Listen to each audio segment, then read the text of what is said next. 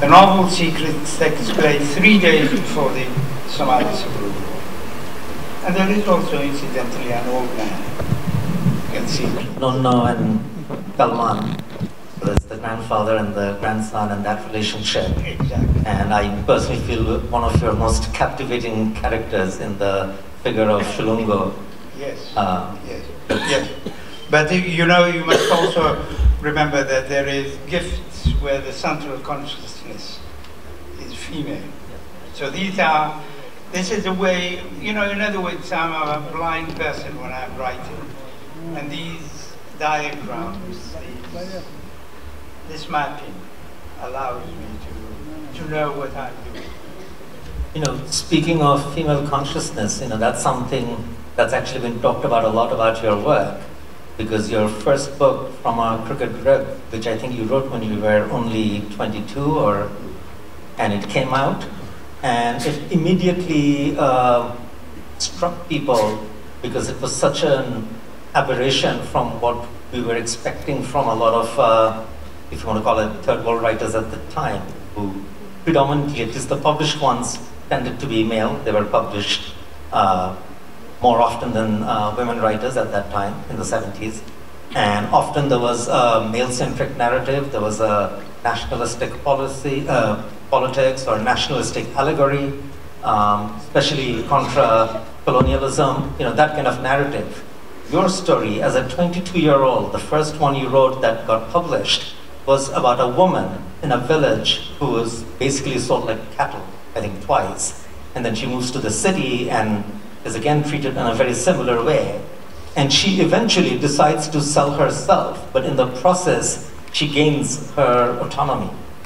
And frankly, that was not the kind of writing people were expecting or getting too often at that time from male writers in Africa or the third world. And I've always wondered, like, what was it about a 22-year-old who could access female psyche with such clarity and in a convincing way, well, without patronizing, without anything else? There are two things that I would like to say. And number one is, when I sent the manuscript, I was living in India at the time, and I sent the manuscript to the publisher. The editor at the time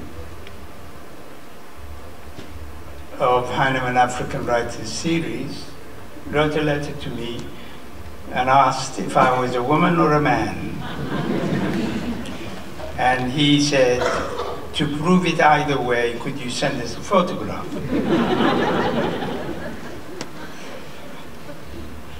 And till this day, despite the fact that even on occasion my photograph used to appear on the back, I received letters addressed to Mrs. Farah.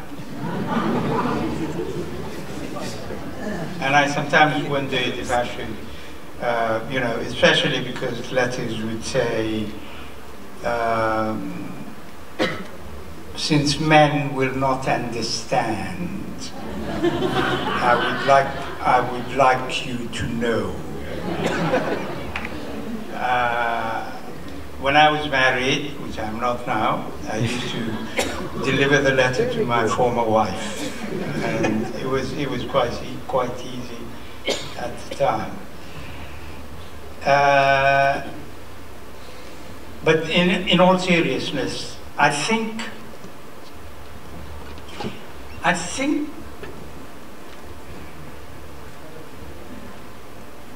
is it possible that when one is writing, one actually lives outside this body, outside this moment, and reaches another aspect of oneself? And therefore, that is where whatever you do, the writing comes from. Especially after you've written the entire day, because my ideal situation usually is to start writing from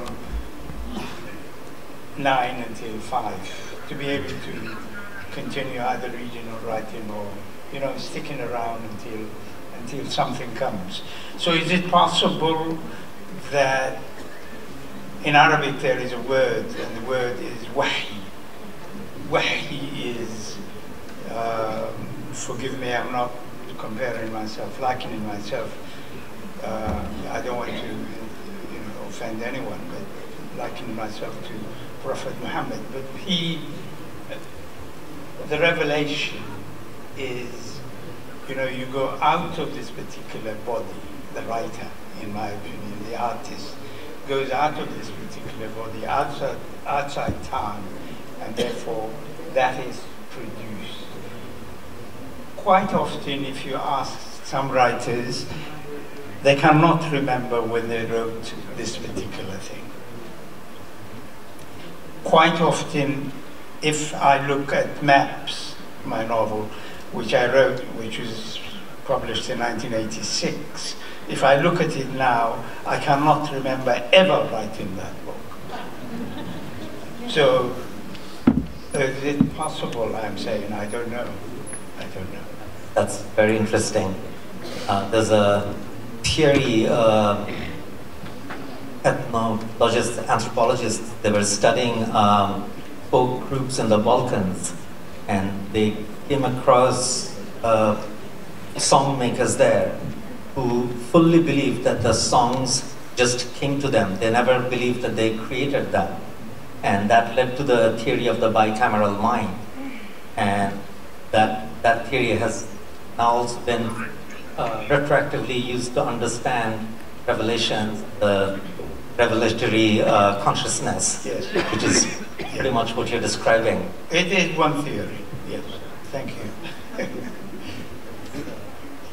So one of the things I also wanted to ask you is, you know, you wrote your first book from a crooked rib, and then the second one, and that one really, Needle, that really got you into the Naked Needle, got you into trouble in that you were abroad and you were told, don't come home, it's not safe, you will get arrested. And that set you off on a journey of about 20 years wandering about the world, and I think you didn't go back until 1996 again. So you became this peripatetic man, but even before this happened, you had chosen to go abroad, and you chose India. I was curious why you chose to go to university in India when probably UK or US or something like that would have been a more typical choice for most intellectual young Africans at the time. Yeah, well, I was 18, 19 years of age when I was given 2 scholarships, and I had to make the choice. I was given a scholarship to go to the University of Wisconsin-Madison in America, but I did not want to go to America for the simple reason that I knew that it would, you know, sooner or later I would be able to go to America. I was quite confident that I would be able to do it, and so I decided to come to India.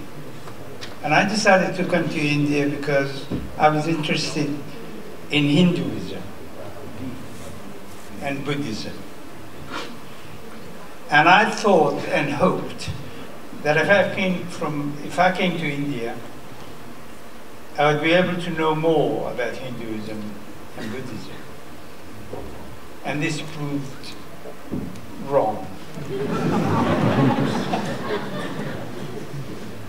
But it was too late by the time I discovered it. And there was no way of going back. And the only thing I could do then was to do the best I can of the bad hand that I was dealt. And this was when, because I have a disobedient nature. I don't like being told what to do. And I usually do the opposite to what I was told. And it was during that, I was in that phase when I started writing my first novel, From a Crooked Rib, and wrote it in a feverish mood, because it actually didn't take a very long time to write a novel. And why did I continue insisting on writing that novel at that particular time? It was because I had to sit an exam, and I did not want to sit the exam. So I wrote a novel instead and failed that year. And that is the story of that novel. And before all this, I am reminded of what happened at the age of about 9, 10, which again was disobedience. Disobedience in the sense my father said, don't do this. But I wanted to do it. I wanted to do it because my father said not to do it. I was on very good terms with my mother, and I knew that she would protect me, and therefore I could do nearly everything. Because I would go behind mommy, and then that was it, you see. So this time, at the age of 9, 10,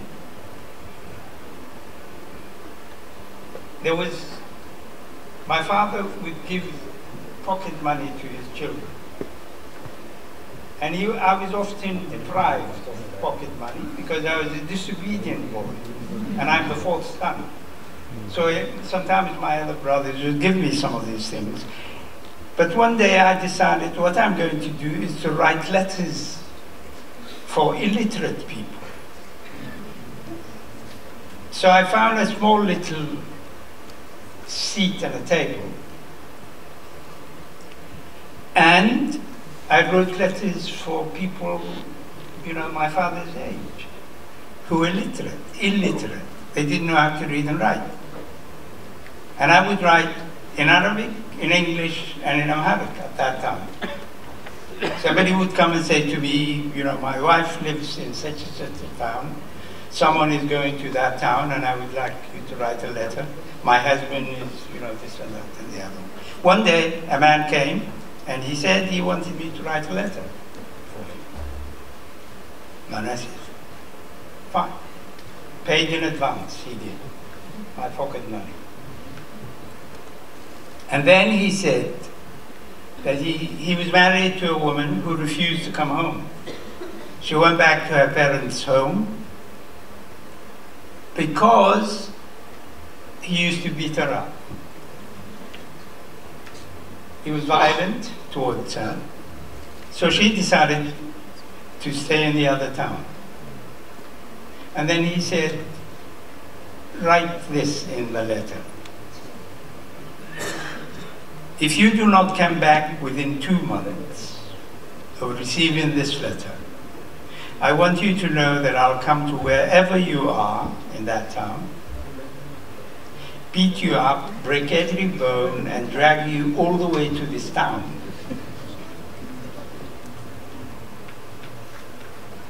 What he didn't know was that I was in a negative mode. I wanted not to write anything he told me. And he had no way of knowing because he didn't read Arabic. And so I wrote to the woman, if you do not come back in 3 months, you consider yourself divorced.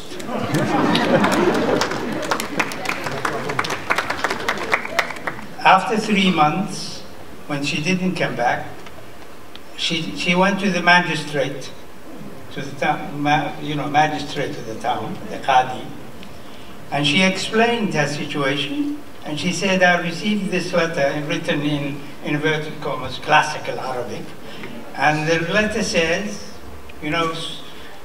many semi-literate Muslims, classical Arabic is the Quran, and therefore she had high respect for the letter. And she said, this is what's happened. He says to me, you consider yourself divorced. So he divorced her, the Qadi.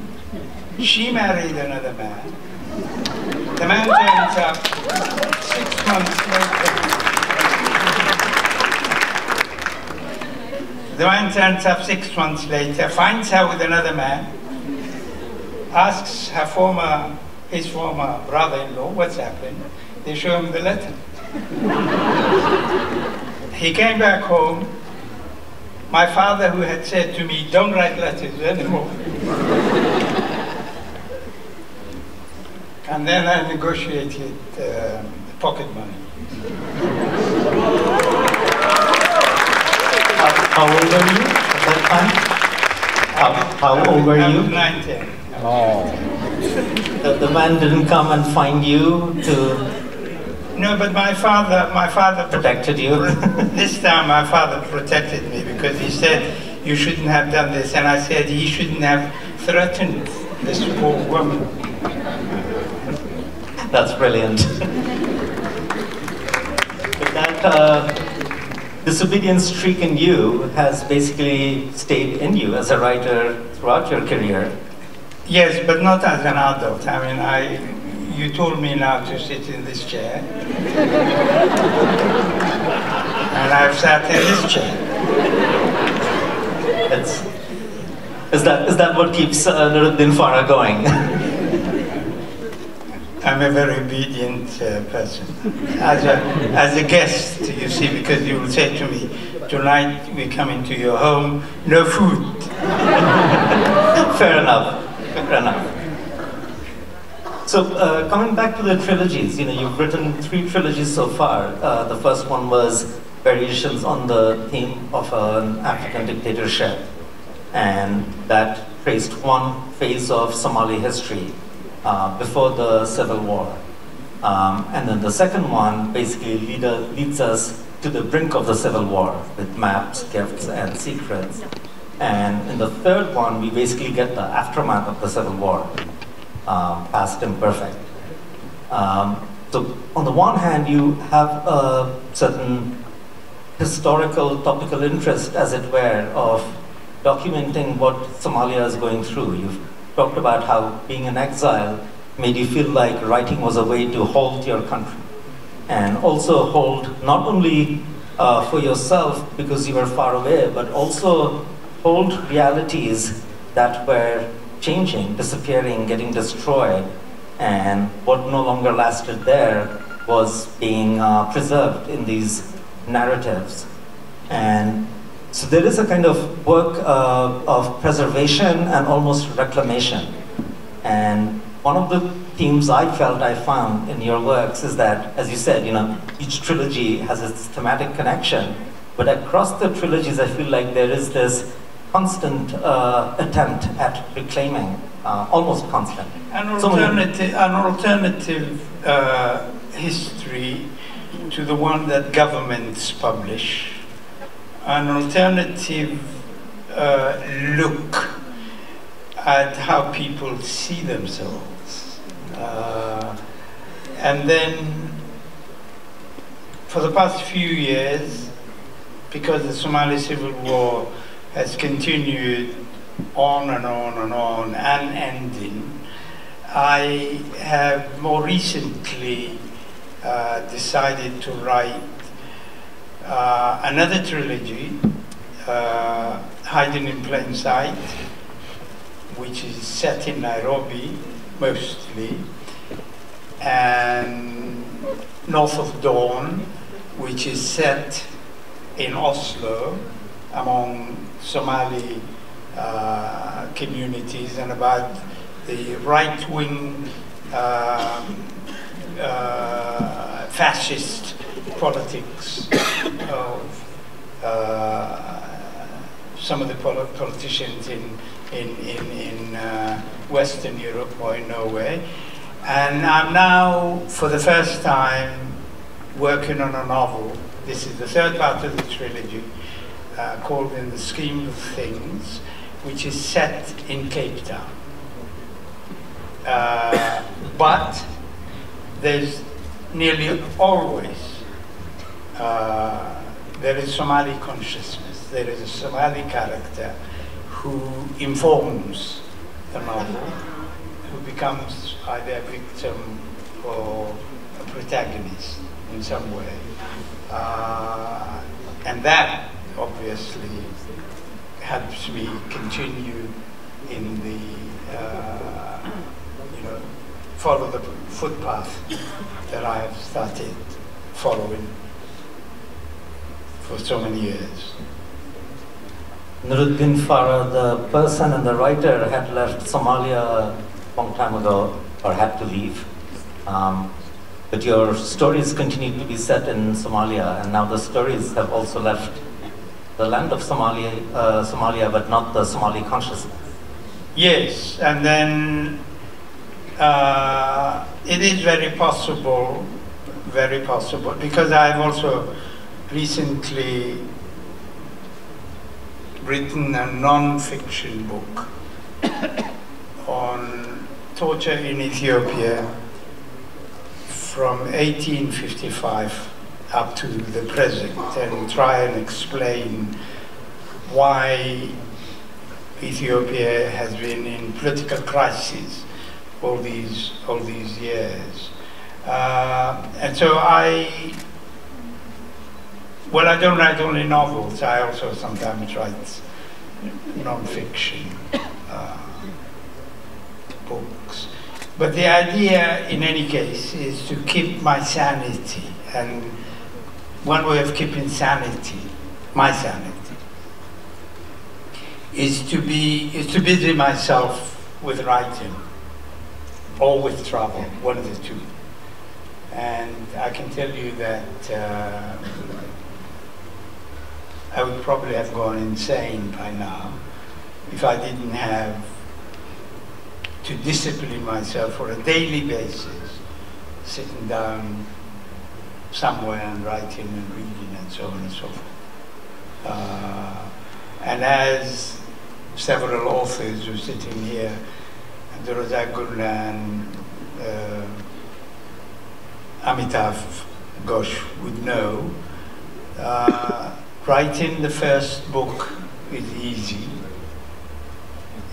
Doing the second, the third, the fourth, the fifth, the sixth, the seventh becomes more and more difficult, because you move away from your own life into the lives of others, into a world created through one's imagination, and so on and so forth. And I think that is one of the reasons why I said that if you have toothache,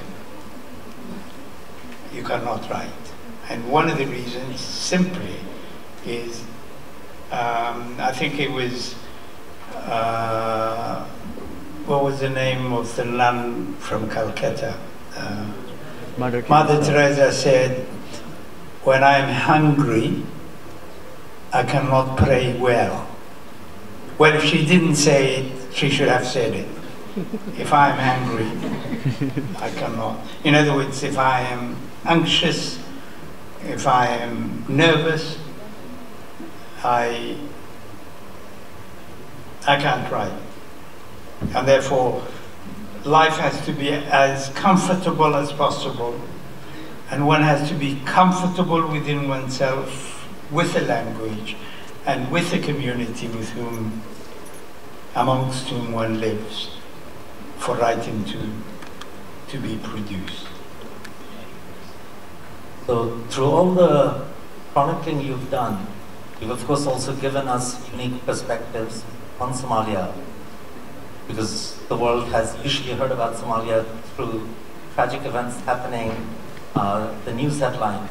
You hear about war, civil war, or about hunger, or about, more recently, the last decade, terroristic violence. But even when all this was happening, for example, with with a book like Gifts, brought a different perspective to what international, even the benign, intended or seemingly benign intervention doing on the piracy, for example. You really opened our eyes to how, everyone's talking about Somali pirates, but what about commercialized international overfishing in Somali shores. And things get very complicated. It's just never quite black and white. Through all of this, one of the things that has also come out in terms of your perspective of Somalia is that you trace a lot of the problems, the conflicts in Somalia to two things. One is almost a mindset of authoritarianism. You said that it exists at the family unit level, and then it gets replicated in bigger and bigger formations of society and ultimately state. And then secondly, the clannishness, that when people fall into this clan identity and that kind of bickering rather than a sense of national identity. And when we look at those questions, I mean, what's your take or outlook now? Or what's the level of hopefulness or hopelessness in terms of being able to overcome these mindsets? Well, a dictator, and let's talk about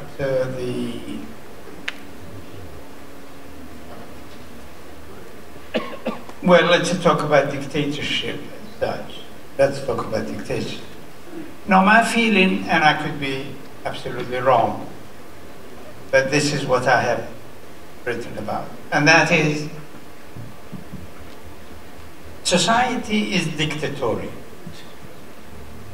Society is dictatorial, and the individual must always please a community of people in the midst of whom he or she lives.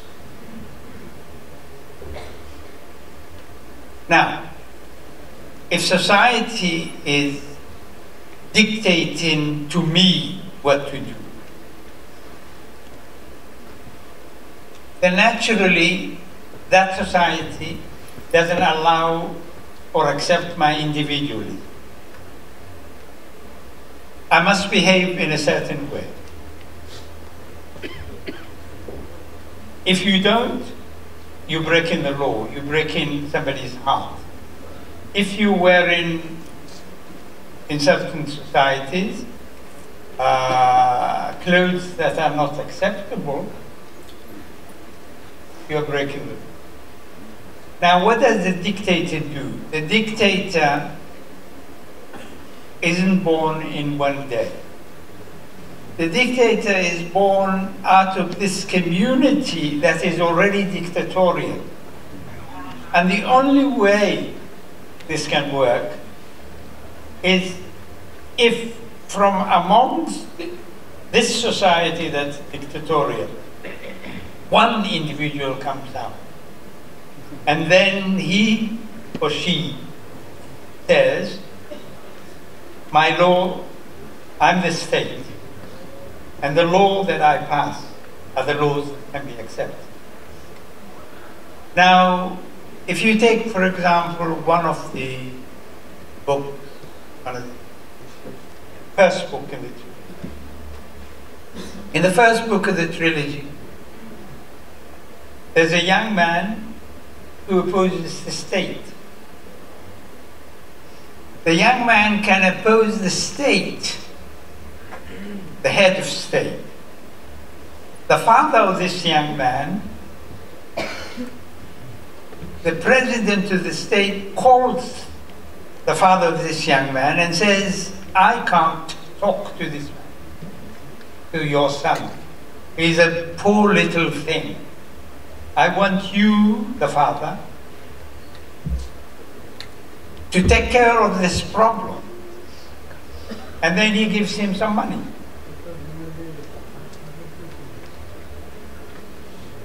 I will shut up.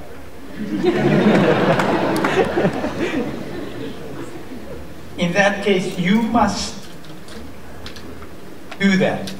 And therefore, the father and son are in a conflict because the father is not listening to his son, who says, you know, I have my ideas and I'm not, he says to his father, I am not arguing with you, my father. I'm arguing with a man who represents all of us.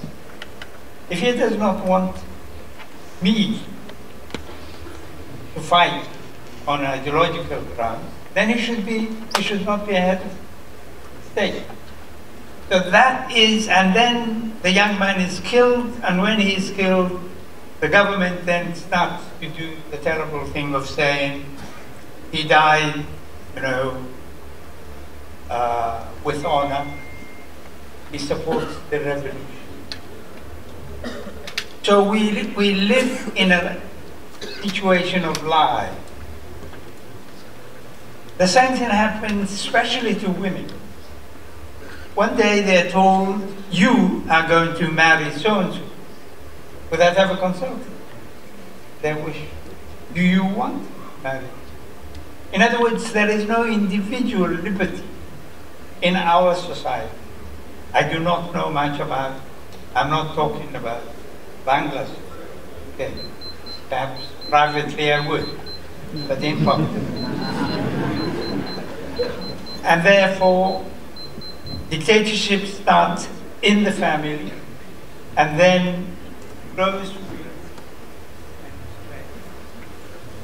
patriarch, matriarch. These are novels that published.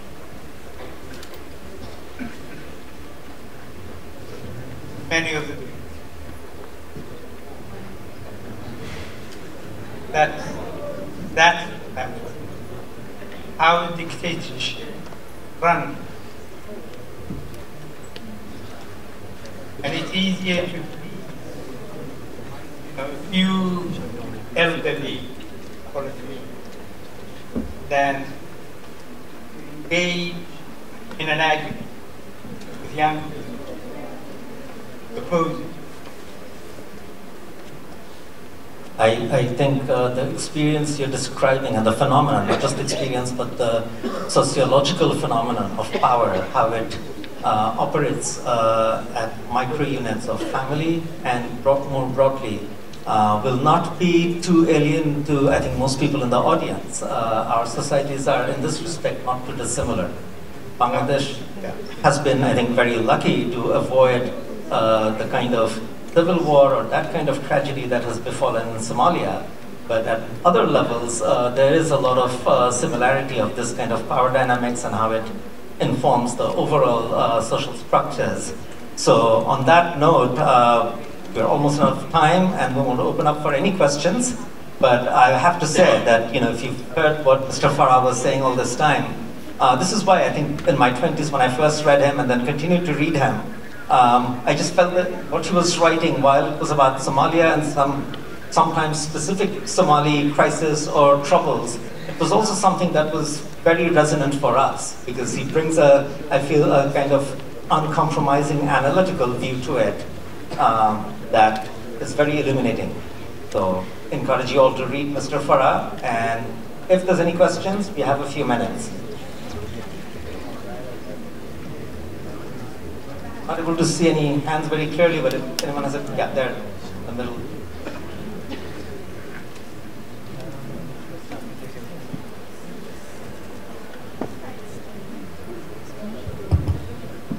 First of all, thank you very much. I state that this is the best session of 10th edition of Dhaka Lit Fest. Thank you very much. I'm Zubair Ibn Kamal from Bangladesh. My question about your writing. Who is the most influenced you? Your literary writing, not your letter writing. Because I'm not a publishing author, but when I writing, many writers influence me. When I read Crime and Punishment, Fyodor Dostoevsky influenced me. When I read 100 Years of Solitude, Gabriel Garcia Marquez influenced me. So, what do you do? Who the most influenced your writing? Okay. Asking who your influences are, or who your inspirations were, especially, I guess, when you were starting out as a young writer. Well, at different stages of my life, I was influenced by the book that I was reading. Some of them directly, some of them indirectly. Ibsen was one of those who influenced my first novel, Doll's House. Doll's House. especially. And then later on, other authors, and the more you become more familiar with other authors, the more you accept doing things similar, in a similar way to what they have done. And therefore, it is something that I've been influenced by books, sometimes by people, sometimes by events, and so on and so forth. It's not one thing that I could say that influence. Any other questions? I think there's a hand up there. Thank you for the session. I'm author Angela. I had a very short question, which is an extension of the idea or the priority that you placed on a writer's comfort.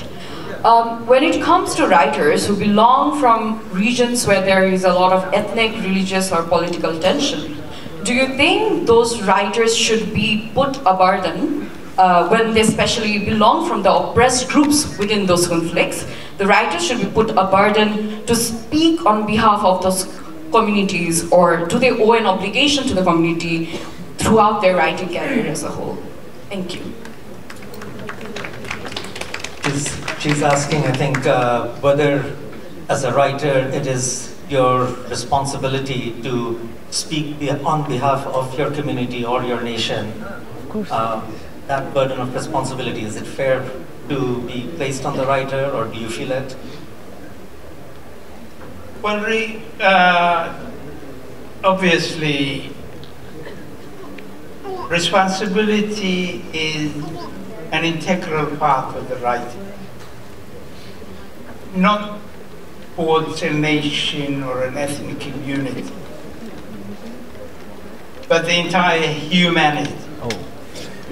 So that you are a human, and whatever affects you or affects another member of humanity should also affect you, move you, make you happy or angry.